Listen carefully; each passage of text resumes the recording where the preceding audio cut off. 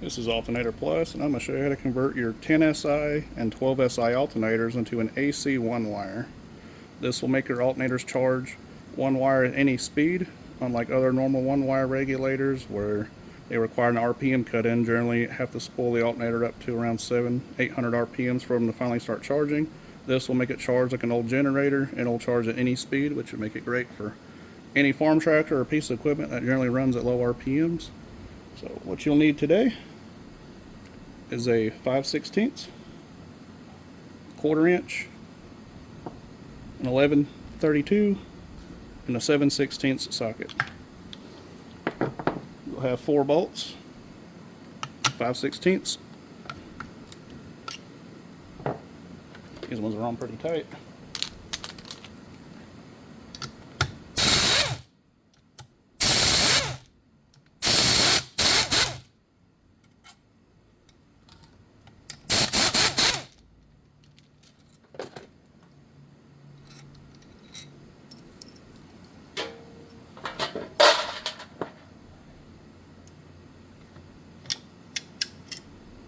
There we go. Pull the back half off. Set the front half to the side. Next you'll need to do is remove the stator. You'll have 3 11/32 nuts right here. You want to make sure you don't lose any of the brush springs, as they just pop out generally when you pull it half.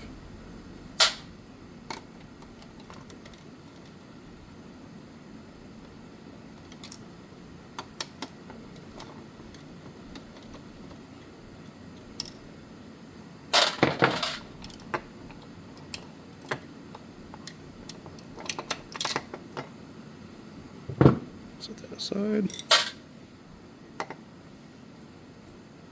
Now then, get our regulator here. So we have Regulator USA. This is their AC one-wire conversion kit here. It'll come with 2 wires, your new regulator that has an additional post on it, a little bitty instruction kit.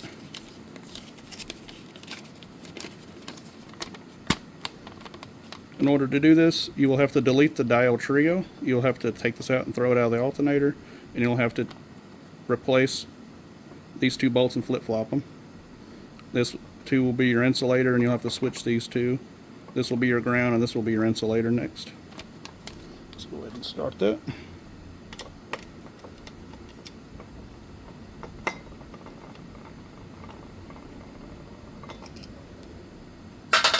Take our diode trio and throw it out of the alternator. It is no longer needed.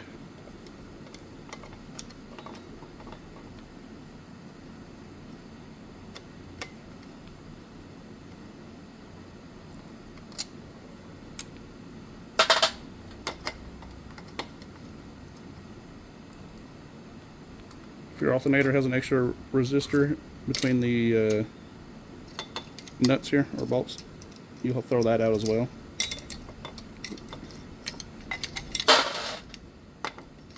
Take our brushes. Go ahead and reload the brushes.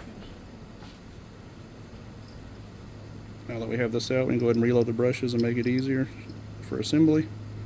Take a little pin, paper clip, any type of little rod you can stick through here.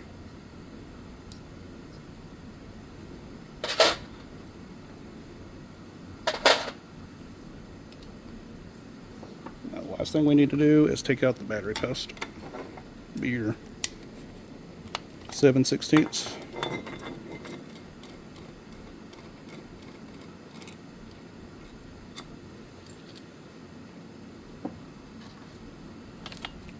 You can see here for your wiring diagram, you'll have to put this new insulator screw and attach it straight to the far left post on the rectifier, and then the little post on the regulator will go straight to the battery post.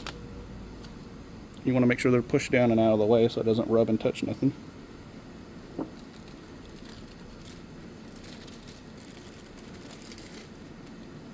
You have 2 different sides. There's small eye and big eye. I generally take the big eye and stick it on the regulator side.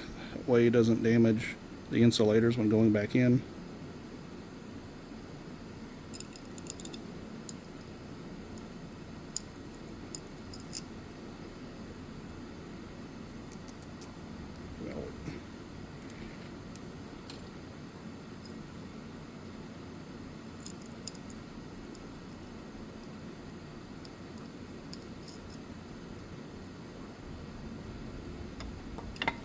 Get that started and set her on there.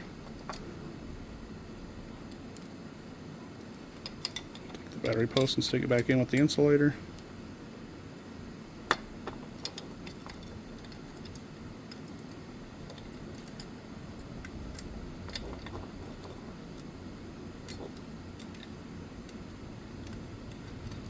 Get that started.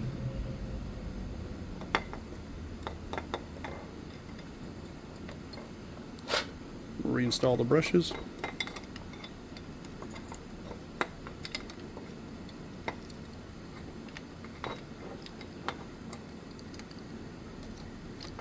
And this little post, you want to make sure you push it almost all the way through. It's sticking out the other side, so you can pull that rod out once you get it together.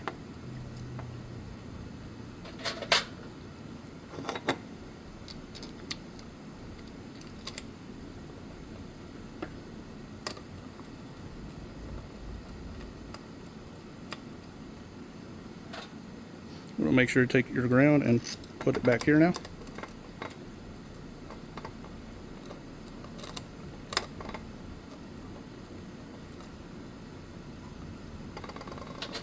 And take your other insulated screw, stick it with this wire on the far left, attach it to the rectifier.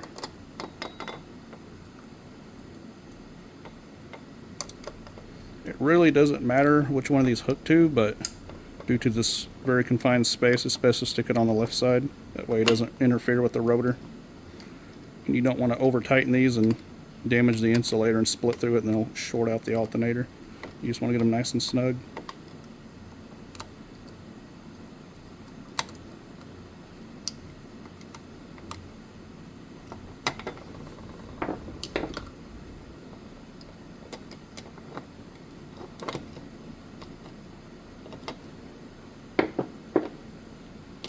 Retighten the battery post. You want to make sure the nut on this battery post is tightened really tight and does not come loose. There we are.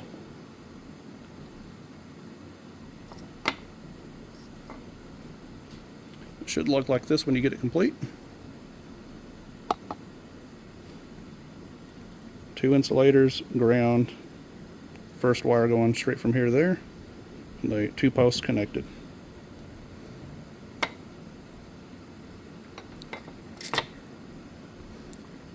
Reinstall the stator.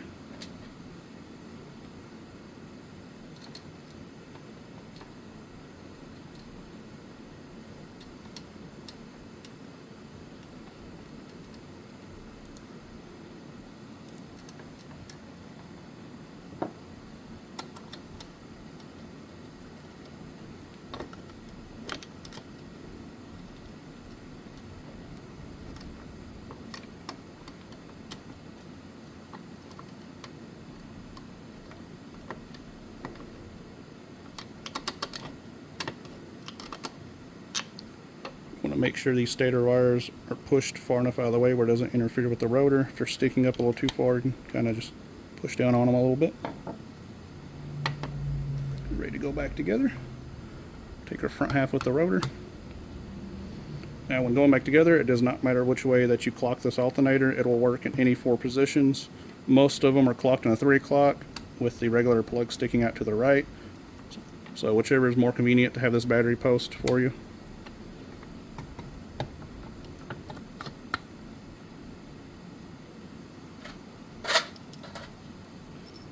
Put our 3 bolts back in.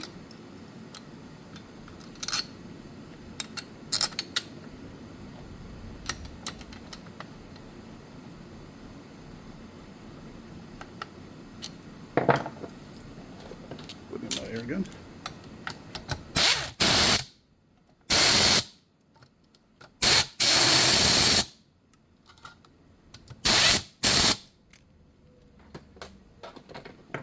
Now that you have it together, you want to make sure you pull this pin out.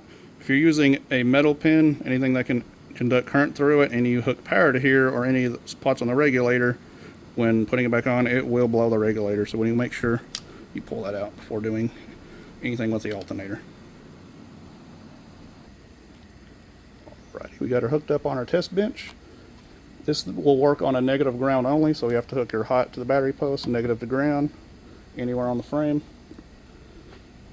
Now, as you'll see, as it kicks in, just barely turning, should go straight to 14.